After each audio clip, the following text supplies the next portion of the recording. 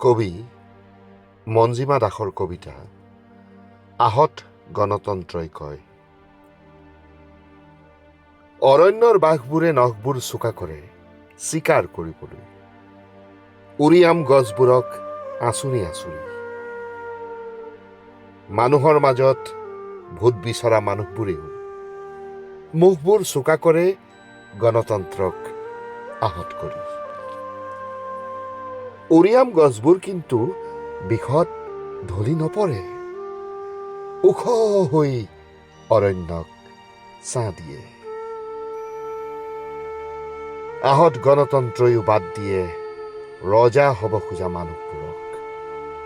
বাৰে বাৰে সোঁৱৰাই মানুহেই মানুহক কান্ধত তুলি সিংহাসনত বহুৱায়, মানুহেই মানুহক কান্ধত তুলি শ্মশানলৈ লৈ যায়।